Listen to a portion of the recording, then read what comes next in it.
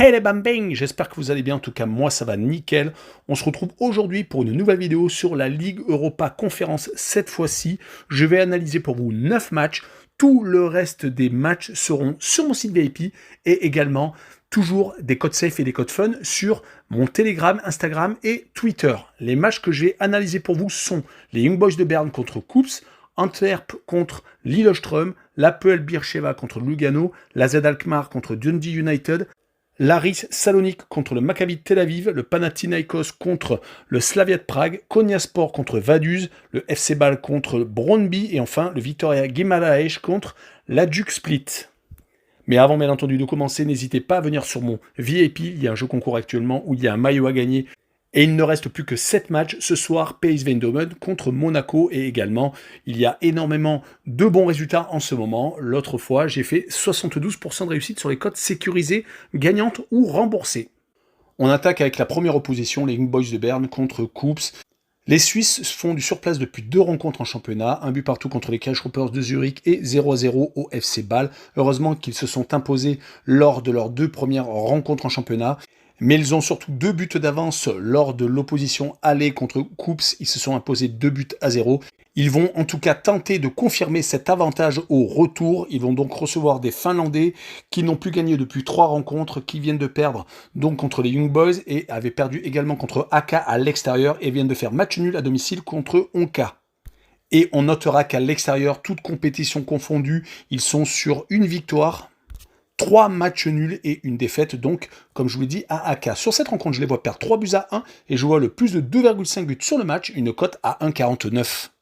On poursuit avec Antwerp contre Lillestrøm. Les Belges sont sur un nuage, 5 victoires sur les 5 derniers matchs, 3 à l'extérieur, dont 1 bien entendu au match aller, 3-1.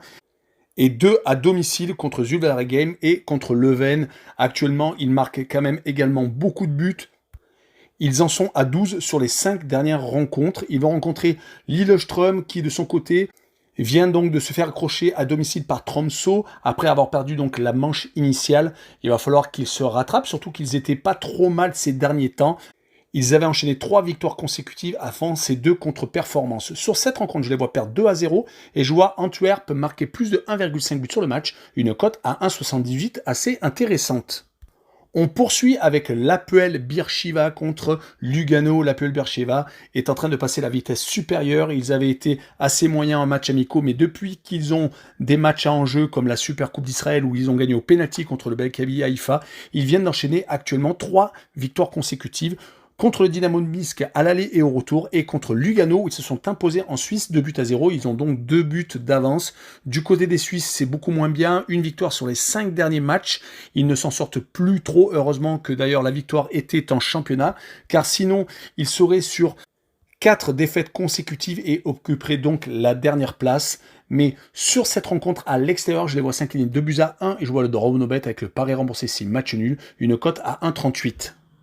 Continuons avec l'AZ Alkmaar contre Dundee United. Les Hollandais continuent à surfer sur la vague du succès. Ils sont sur 4 victoires et une défaite sur les 5 derniers matchs. La défaite par contre était au match aller contre Dundee United. Ils se font un peu peur lors de ce tour de qualification. Ils sont largement à la base supérieurs.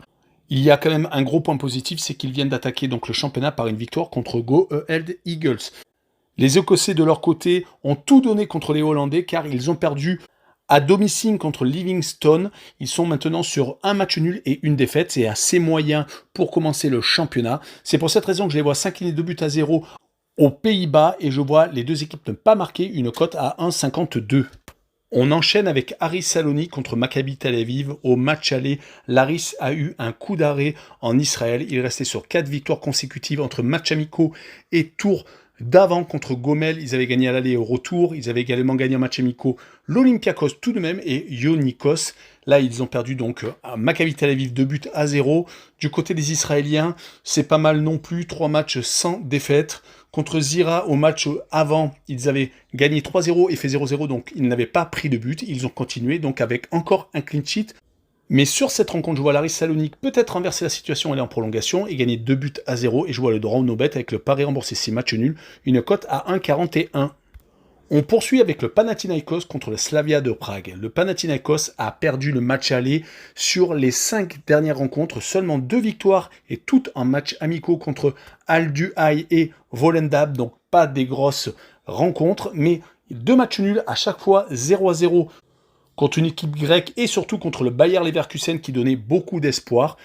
Donc cette défaite est assez embêtante pour un club comme le Panathinaikos. Du côté du Slavia de Prague, c'est assez intéressant depuis 4 rencontres, 3 victoires, 2 à domicile lors du tour d'avant contre Saint-Joseph et donc contre le Panathinaikos.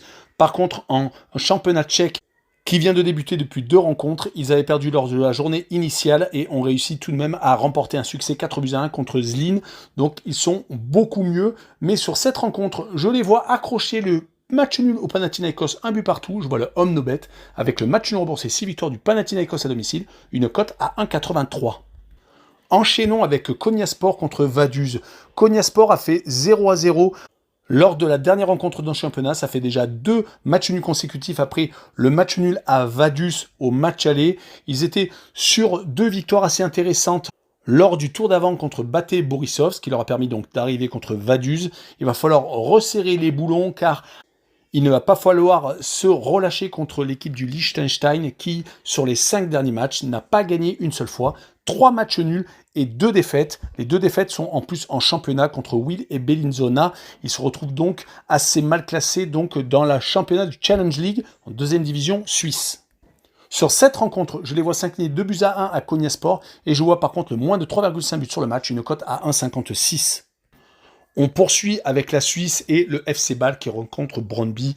Le FC Bâle va assez mal en ce moment. Une victoire contre les Crusaders au match aller du tour d'avant, mais depuis, c'est 3 matchs nuls et une défaite. La défaite est à Brøndby en plus au match aller, donc ils ont un but de retard. Et les 3 matchs nuls sont lors du match retour en Irlande du Nord et les 2 derniers matchs du championnat contre le Servette de Genève et les Young Boys de Berne. Et à chaque fois, c'est à domicile, donc attention, c'est compliqué pour le FC Bâle actuellement. Côté Brøndby, sur les 5 derniers matchs, toutes compétitions confondues, 3 défaites tout de même et 2 victoires heureusement. Les 2 victoires étaient à domicile contre Pogon, Szczecin et donc contre le FC Bâle. À l'extérieur, par contre, c'est quand même beaucoup plus compliqué. 2 défaites consécutives donc. Ils vont pour moi s'incliner 1-0 donc en Suisse et je vois le moins de 3 buts sur le match, une cote à 1,47. On finira par Guimarães contre l'Hajduk Split. Bonne nouvelle pour les Portugais qui viennent de gagner lors de la première journée à l'extérieur à Chavez car ils s'étaient inclinés lors de la manche aller en Croatie, 3-1. Ils sont sur les 5 derniers matchs, toutes compétitions confondues, sur 2 victoires, 1 nul et 2 défaites. C'est assez moyen, même si ils avaient perdu que 2-1 en match amical contre le FC Porto. C'est à noter, c'était le 16 juillet. Ils vont tout de même avoir l'appui de leur public, mais les 2 buts de retard vont être durs à remonter, surtout qu'Hajduk Split ne perdent pas depuis 5 rencontres, même s'ils ont perdu au pénalty lors de la Supercoupe de Croatie contre le Dynamo de Zagreb, mais on ne peut pas compter ça comme une défaite. Donc 3 victoires et 2 matchs nuls lors de leurs 5 dernières rencontres, toutes compétitions confondues. Ils n'ont pas pris non plus de but lors de leurs 3 derniers déplacements à l'extérieur. Sur cette rencontre, je les vois quand même accrocher le match nul à Guimarães, faire 1 but partout. Et je vois le home no bet avec le match nul remboursé 6 victoires de Guimarães à domicile, une cote à 1,86. Voilà, on en a fini avec cette vidéo. N'hésitez pas à venir nous rejoindre. Il y a tous les autres matchs sur mon site VIP et également je donnerai des codes safe et des codes fun sur mes réseaux sociaux qui sont Twitter, Instagram et Telegram. Et surtout, abonnez-vous. Ciao les bambins!